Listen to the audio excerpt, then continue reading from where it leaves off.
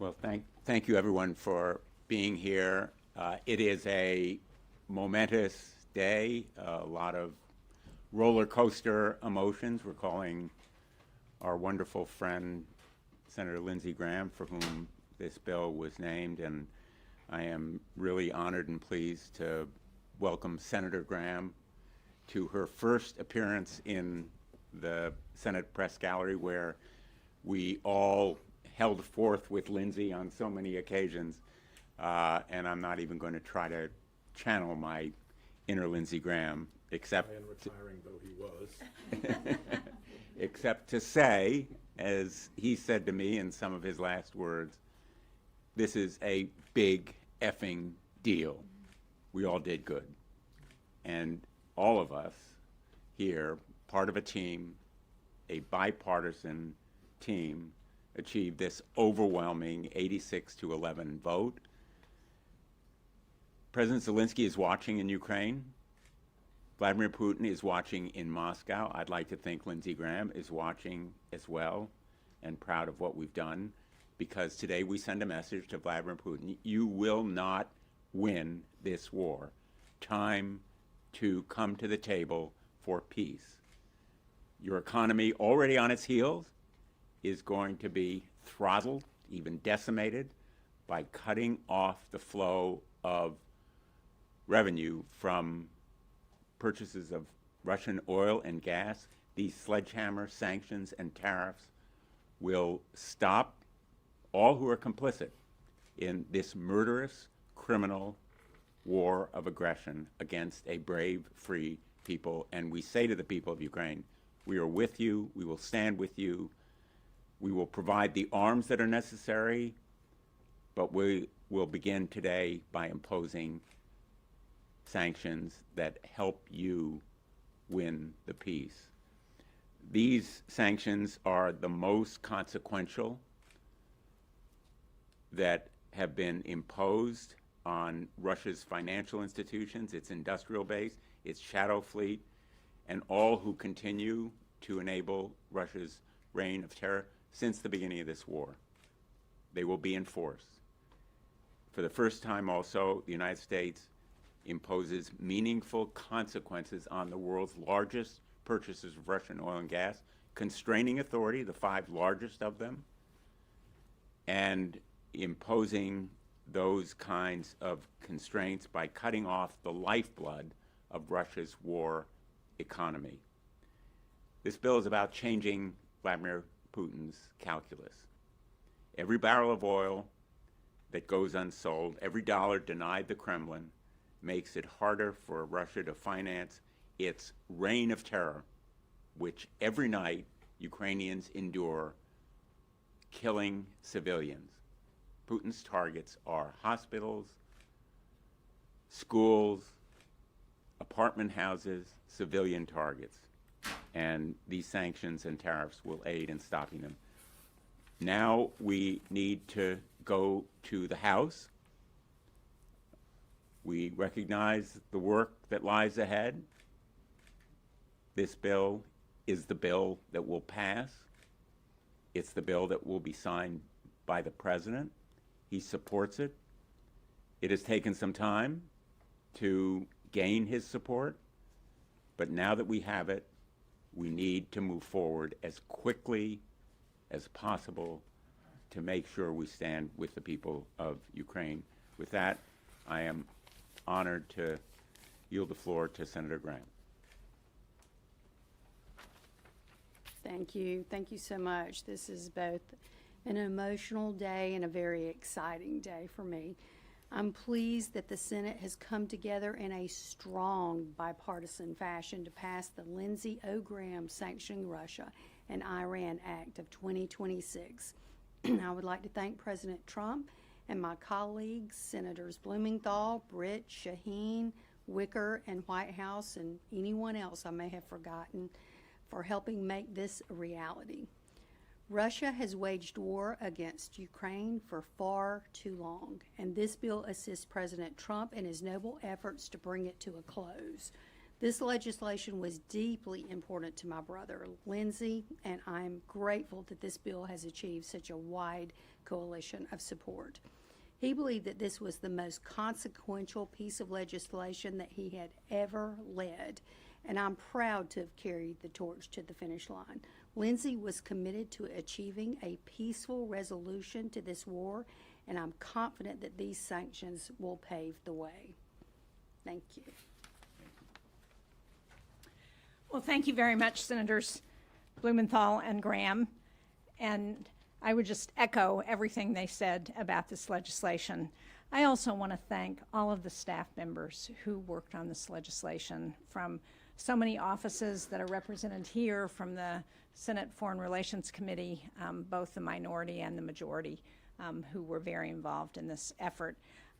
This is legislation that has gotten to this point because of the efforts of so many people who have spent so much time, and obviously without Senator Graham, Lindsey Graham, and his sister, and Senator Blumenthal, we would not have made it to this point. As Senator Blumenthal said, this is the toughest new sanctions that Congress has placed on Russia in years, and that's what's going to help bring Russia to the negotiating table. When President Zelensky was here last week, he told members of Congress that Ukraine needs this bill. I hope our colleagues in the House will listen to those words and will pass this legislation as soon as they return. Obviously, we have a lot of work to do, but this bill provides the best opportunity that Congress has to end this war. And every day of delay, innocent Ukrainians will continue to die. So we got to get this done. Thank you. Thank you, Senator Blumenthal. What an incredible day. Being able to stand on the United States Senate floor and watch the Lindsey O. Graham Sanctioning Russia and Iran Act pass in an overwhelmingly bipartisan fashion was incredible.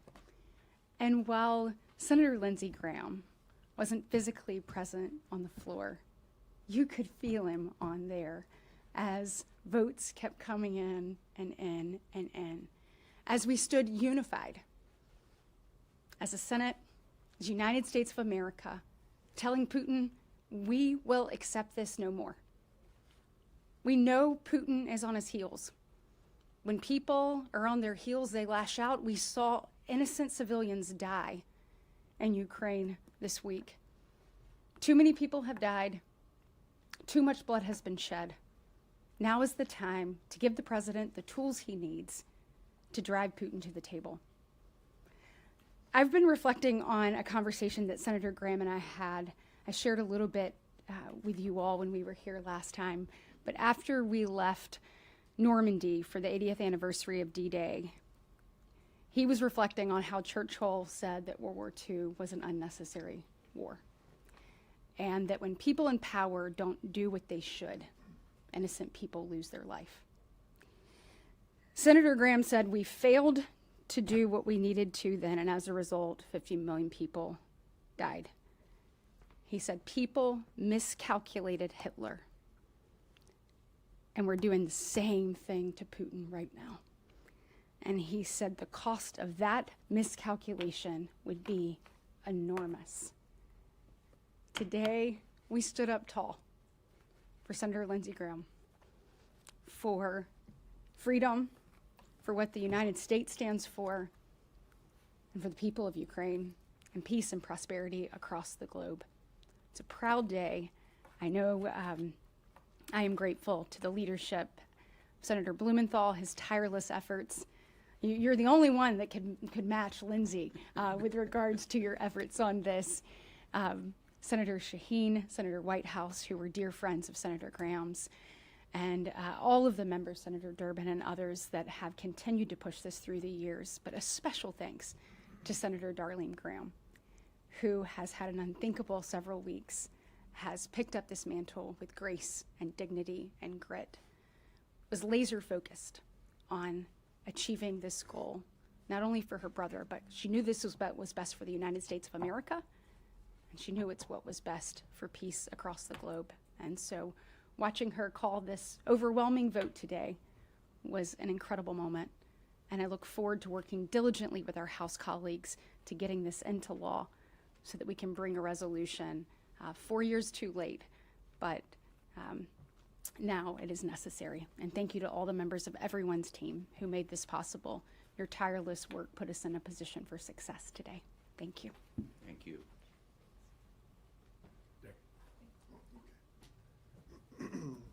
Darlene, I miss your brother. I'm sure you do too. If he were here, it would be another show, a great Lindsey Graham show. It never fails. And I'm sure he would have been riding the crest after that fantastic vote on the floor. And when you think about what led up to this, I was happy to be joining Dick Blumenthal and Lindsey Graham and so many others in being an original co-sponsor of this measure. I can remember back to February 22nd of 2024 when the invasion took place in Ukraine. I was in the airport in Vilnius, Lithuania with Chris Coons, and we didn't know what was next. We came here to Washington and had a top secret briefing.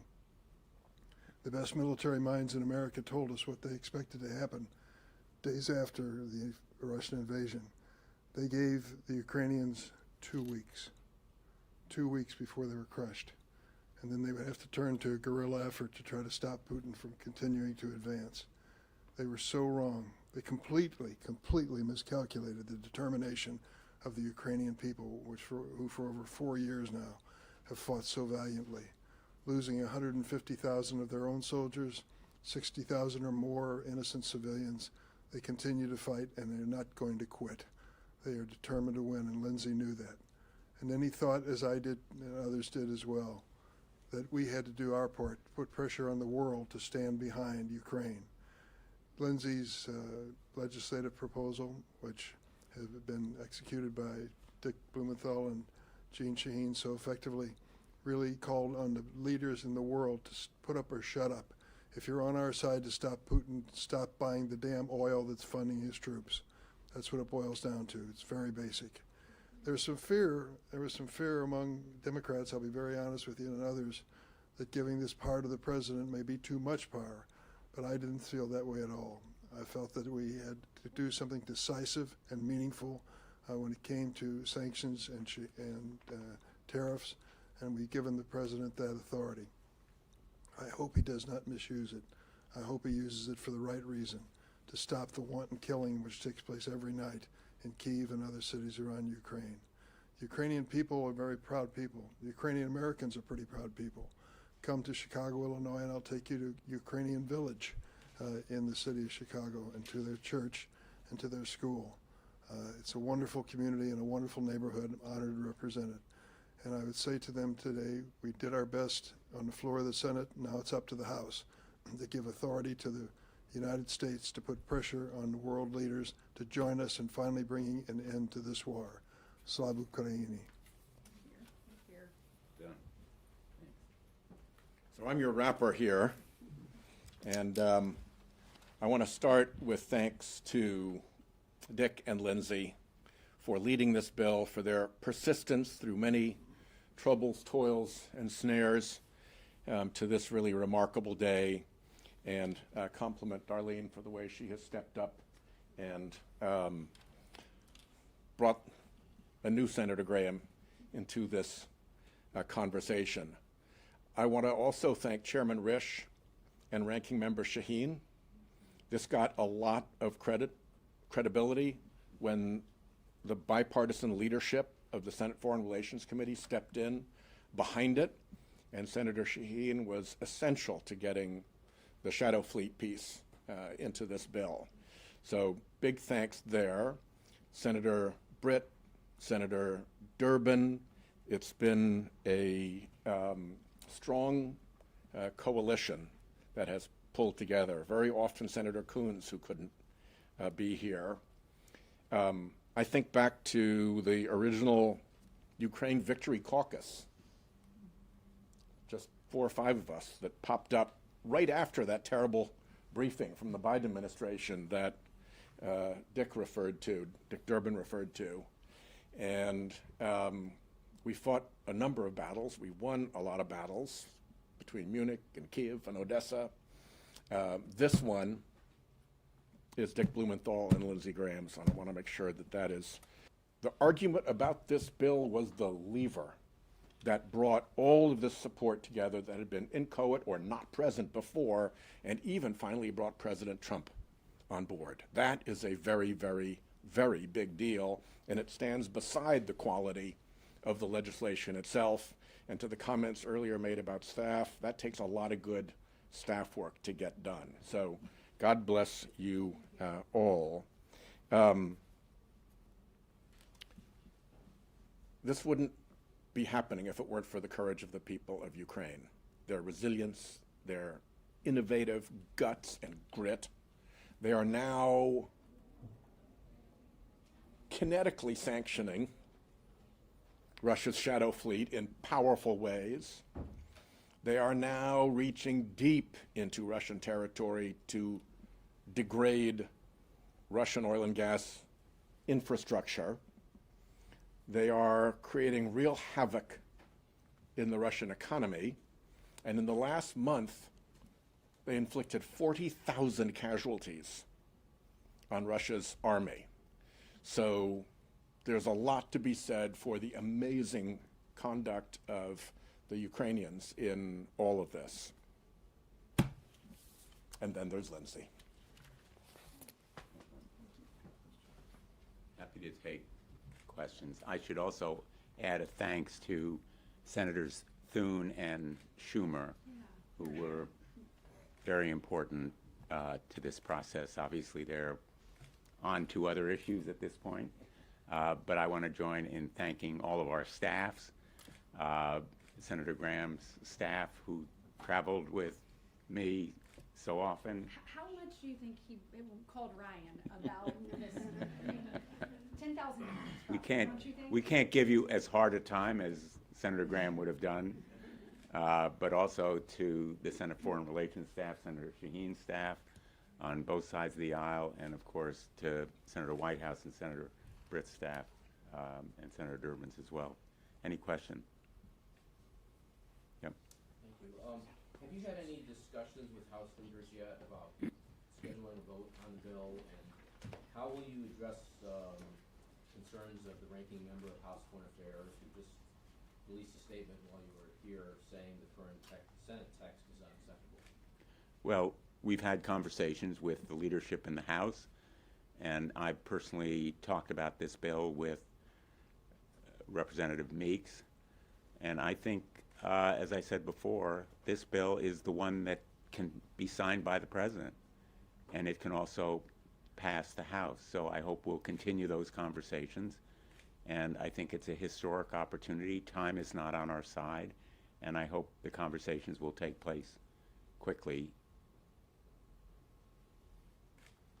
Okay, thanks everyone. Yeah, thank you all so much.